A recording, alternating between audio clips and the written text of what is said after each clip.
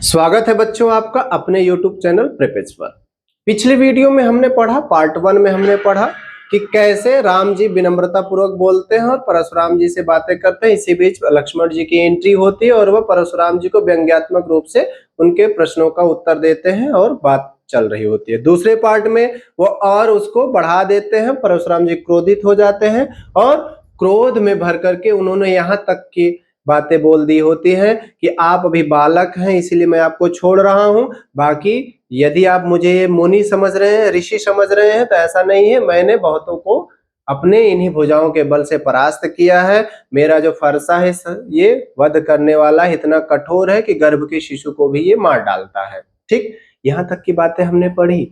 अब इस वाले वीडियो में हम पढ़ेंगे कि कैसे, अभी देखिए लक्ष्मण जी जो है वो परशुराम जी को बार बार क्रोध की जो उनकी अग्नि है परशुराम जी उसको भड़का रहे हैं, व्यंग्यात्मक रूप से बोल रहे हैं और हाँ, बोलते समय थोड़ा सा मुस्कुरा भी देते हैं। और यदि कोई क्रोध में हो, आप उसको मुस्कुरा करके चिढ़ाने जैसी बातें बोल दें। उनका ये कहना कि ऐसी धनुष तो हम बचपन में बहुत तोड़ दिए हैं, ऐसी क्या विशेषता है इसमें। और फिर उनका ये कह देना कि आप अब बार बार मुझे ये फरसा ही दिखा रहे हैं ना। अब ध्यान दीजिए, अभी इस वाले में ना, अभी आप बोलेंगे सॉरी, इसमें लक्ष्मण जी क्या बोलेंगे कि चाहत उड़ावन फूंकी पहाड़ों, मतलब आप चाहते हैं कि मैं फूंक मार करके पहाड़ को उड़ा दूं, ऐसी बातें आप बोल रहे हैं। ये क्या है, ये किसी व्यक्ति को आपसे कह दिया आवा देख ले ना, ऐसी वाली बातें है ना, जैसे आप उसको ज्यादा वो कर दे रहे हैं। हाँ, मैं भी ऐसे इसलिए बोल दे रहा हूँ क्योंकि यहाँ पर अवधि में लिखी गई है पूरी रचना तुलसीदास जी की रामचरितमानस, वह तो उसी का थोड़ा प्रभाव आप मेरे ऊपर भी कह सकते हैं। ठीक, आइए पाठ को जो अंतिम चरण में हम पहुंचे हैं उसको अब समाप्ति की तरफ पूरा करते ले चलते हैं, जिससे कि ये पूरी व्याख्या खत्म हो जाए। ठीक है ना। तुलसीदास जी को आप देख ही रहे ना, कितना अच्छा लग रहे हैं ना, वाकई में बहुत अच्छे थे। ठीक, ये चौपाई 3 इसको हम पढ़ते हैं और इसमें बेहसी लखन बोले मृदुबानी। ध्यान दीजिएगा, अभी तक तुलसीदास जी ने जो लिखा था उसमें लक्ष्मण जी मृदुलता के साथ नहीं बोल रहे थे, केवल मुस्कुरा करके ऐसे बोल दे रहे थे। अब थोड़ा सा मृदुबानी बोल रहे हैं। ठीक, अहो मुनीसु महाभटमानी, पुनि पुनि मोहि देखाव कुठारू, चाहत उड़ावन फूंकी पहारू, इहा कुम्हड़ बतिया को नाही। ये वाली लाइन मुझे बहुत अच्छी लगती है। ठीक है ना, इसको मैं डेली लाइफ में भी यूज करता हूँ। जे तर्जनी देख मर जाही, देखी कुठार सरासन बाना, मैं कछु कहा सहित अभिमाना। भृगुसुत समुझ जनेऊ बिलोकी, जो कछु कहौ सहौ रिस रोकी, सुर महिष सुर हरिजन अरुगाई, हमरे कुल इन पर न सुराई, बधे पाप अपकीरति हारे, मारतहु पा परी हैं तुम्हारे, कोटि कुलिस सम बचन तुम्हारा, व्यर्थ धरहु धनुष बाण कुठारा। फिर दोहा आता है, जो बिलो की अनुचित कहूं क्षमहु महामुनि धीर, सुनि सरोस भृगु बंश मनि, बोले गिरा संभीर। यहां पर लक्ष्मण जी की बातें हैं, लक्ष्मण जी ही खूब बोले हैं इसमें, और लक्ष्मण जी उनको व्यंग्यात्मक रूप से बोल ही रहे होते हैं। इतना व्यंग बोलते हैं लक्ष्मण जी, व्यंग मतलब समझ रहे, एकदम टेढ़ा बोल रहे हैं। यहाँ तो देख रहे हैं मृदुलता की बात भले है ये ना, उल्ट कितना बोल दिए हैं, जानते हैं। बिहासी मतलब हंस करके, लखन मतलब लक्ष्मण जी बोले, मृद मतलब कोमल, बानी मतलब यहाँ बानी मतलब यहाँ पर वाणी। ठीक, अहो मुनीसु महाभट मानी।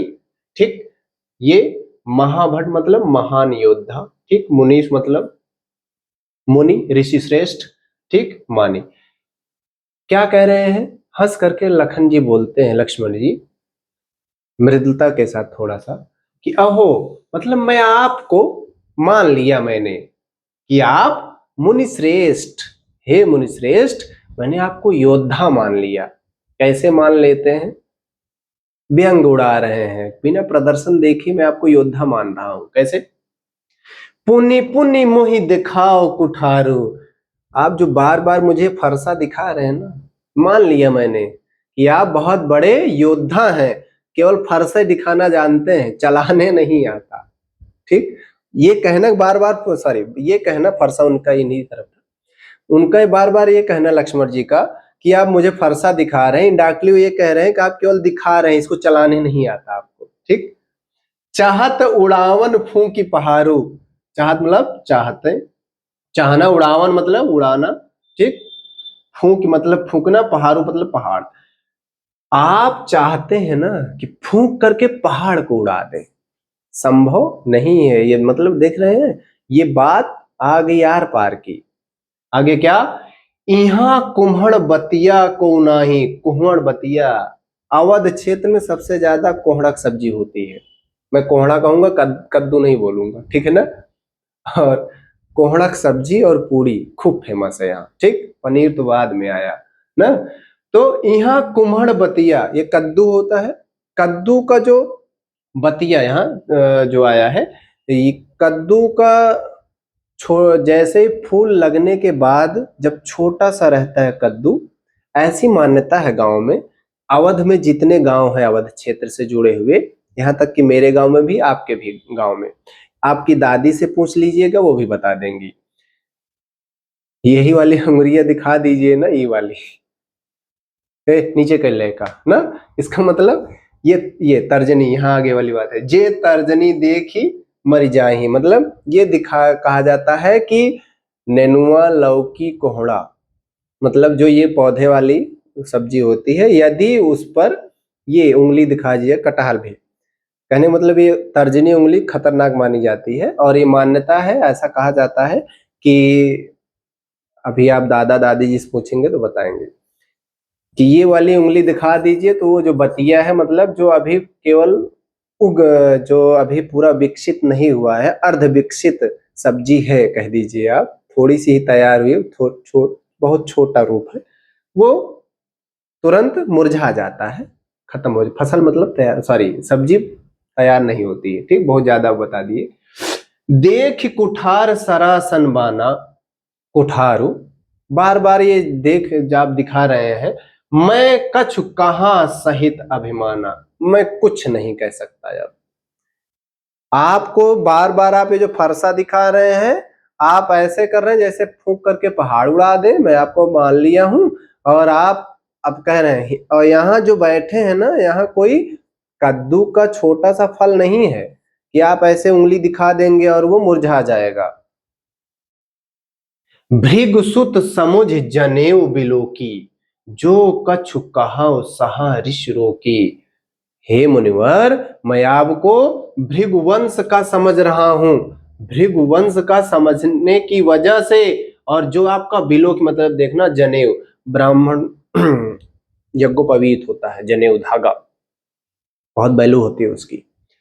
तो कह रहे हैं कि ये जो मैं आपका जनेऊ देख रहा हूं ना, जो कुछ कहो सहो ऋषि रोकी, ऋषि मतलब क्रोध, इसी वजह से मैं अपना क्रोध शांत किया हूं, और आपको लग रहा है कि मैं शांत हूं। जो सुर महिसुर हरिजन अरुगाई, हमारे कुल इन पर न सुराई। हमारे कुल में, हमारी जो वंशावली है, हमारे यहाँ परंपरा रही है, देव, महिषुर, हरिजन, अरुगाई, और गाय मतलब गाय, गाने से नहीं, ध्यान दिया, अरु मतलब और, इन सब पर वार नहीं किया जाता है, यहां पर लिख दिया गया। ठीक, किसके किसके ऊपर?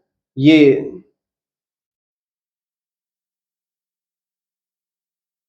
देवताओं के ऊपर, हरिजन, यहां ये महिषुर और गाय, देव, ब्राह्मण और गाय, इनके ऊपर हम कभी वार नहीं करते, ये हमारे लिए पूजनीय है, इसलिए हम कभी भी इनके ऊपर प्रहार नहीं करते, शस्त्र नहीं उठाते इनके ऊपर, ठीक है ना। इसके ऊपर, ईश्वर के ऊपर, देवता के ऊपर ना, इन सब के ऊपर ध्यान दीजिएगा। ये सुर देवता के लिए आता है, ध्यान रखिएगा। महिषुर देवताओं के देवता ईश्वर, ठीक। हरिजन, ब्राह्मण और गाय, इन सब के ऊपर हमारे यहाँ प्रहार नहीं किया जाता। हमारे कुल इन पर न सुराई, ठीक। हमारे यहाँ इन सब के ऊपर कभी भी वीरता नहीं दिखाई जाती, ठीक है ना। कभी भी इनके ऊपर हम प्रहार नहीं करते। वीरता दिखाने का मतलब समझ रहे हैं ना, जिसके ऊपर हम वीरता दिखाते हैं ना उसको हम परास्त कर देते हैं। तो हम इनको कभी परास्त करने का प्रयास नहीं करते हैं। और परास्त कब हम करते हैं, या तो उनका वध कर दिया जाए, उनको लज्जित कर दिया जाए, उन पर शस्त्र से प्रहार किया जाए। तो ना तो हम गाय पर प्रहार करते हैं, ना ब्राह्मण पर करते हैं, ना देवताओं पर, सॉरी, ना ईश्वर पर करते हैं, ना तो देवताओं पर करते हैं। बधे पाप अपकीरति हारे, मारता हूं पाप परी हैं तुम्हारे। मुझे लगता है कि आप ये जितना कुछ कर रहे हैं, ये अपकीरत, अपयश, मारतो मतलब मार दो, पा मतलब पैर, पारी पड़ना, आपको क्या लगता है कि ये सब आपके अपकीरत, ये अपयश में बंद करके आपके पैर पड़ने आएंगे? ऐसा कभी कुछ नहीं होने वाला है। कोटि कुलिस सम वचन तुम्हारा, परशुराम जी के लिए कह रहे हैं। ये आपका जो कठोर सा वचन है ना, इतना कठोर है। व्यर्थ धरा हूं धनुबान कुठारा। क्या जरूरत है आपको फरसे रखने की? जब इतना कठोर आप बोल रहे हैं तो उसी बोल से ही मार डालिए। मतलब आपको चलाने उलाने नहीं आता है ना। आप इतना कठिन, इतना कठोर बोल रहे हैं, केवल आप बोल बोल करके प्रदर्शन कर रहे हैं, आपको चलाने नहीं आ रहा। मैं सॉरी, यहाँ मैं हंस इसलिए रहा हूं क्योंकि यहाँ पर लक्ष्मण जी व्यंग्यात्मक रूप से कह रहे हैं। बाकी परशुराम जी हमारे लिए हमेशा आदरणीय हैं और आदरणीय रहेंगे। कभी उनका उपहास कोई उड़ाए ये बिल्कुल पसंद नहीं है, क्योंकि वो मुनिश्रेष्ठ हैं। यहाँ हंसने का उद्देश्य वैसा कुछ नहीं था।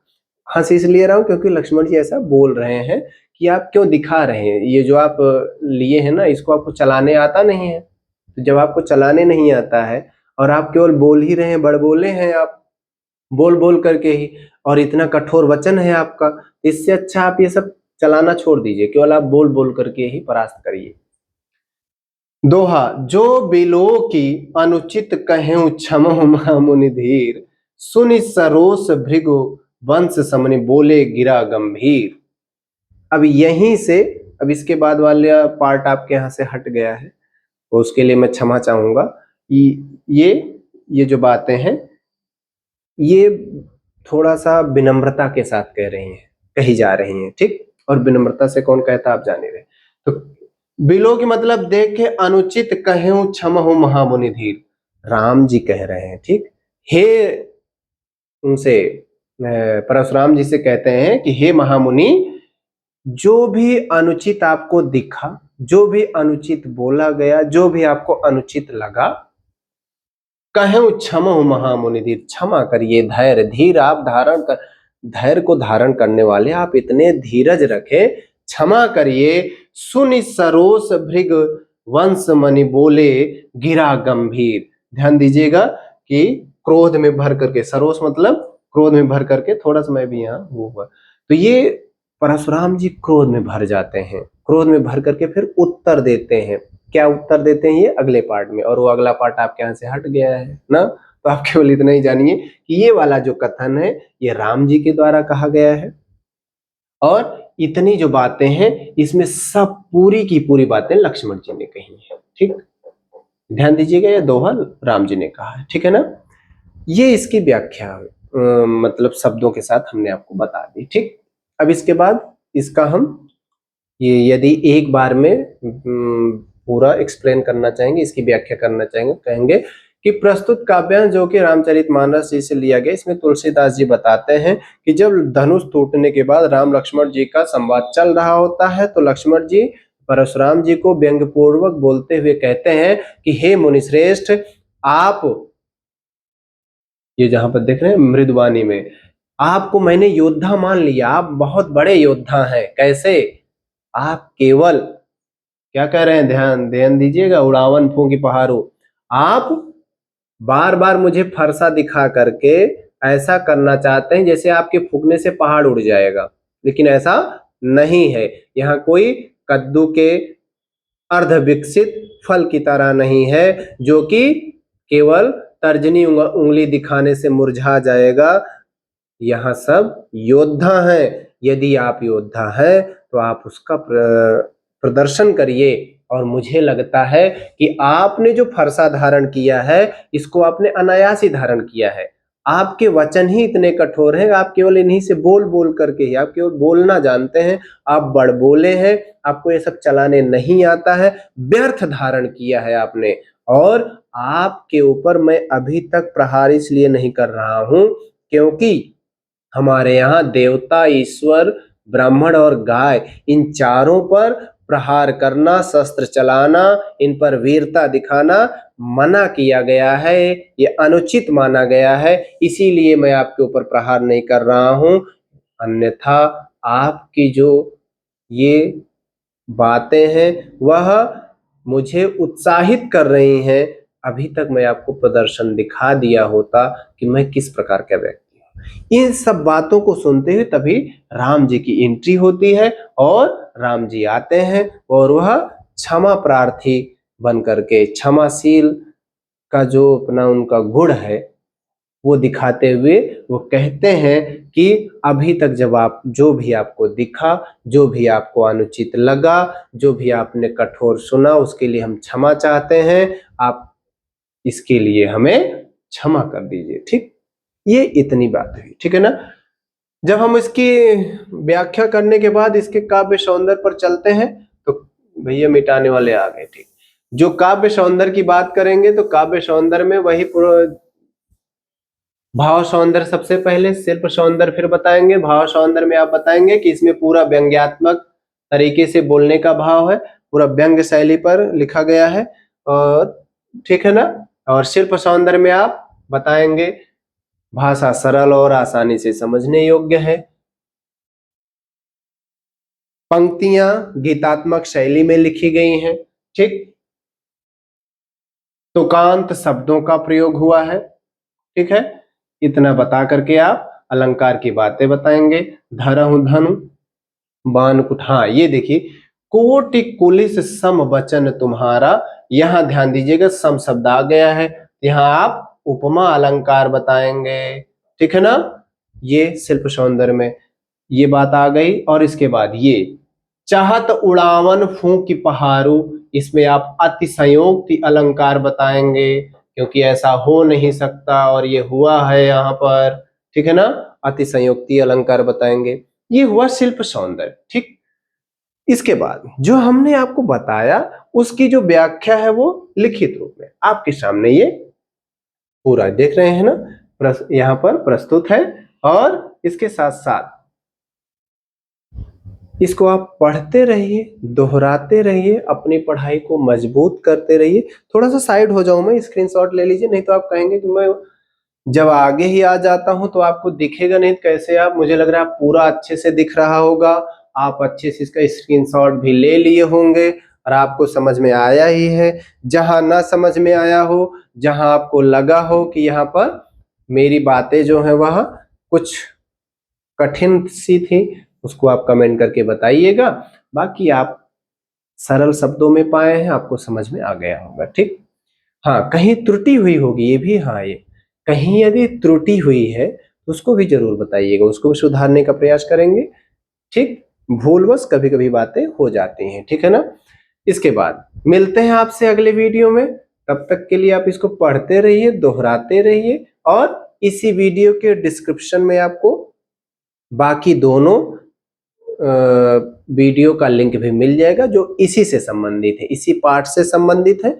आप इसको पढ़ते रहिए, दोहराते रहिए, अपनी पढ़ाई को मजबूत करते रहिए। मिलते हैं आपसे अगले वीडियो में, तब तक के लिए आपको धन्यवाद।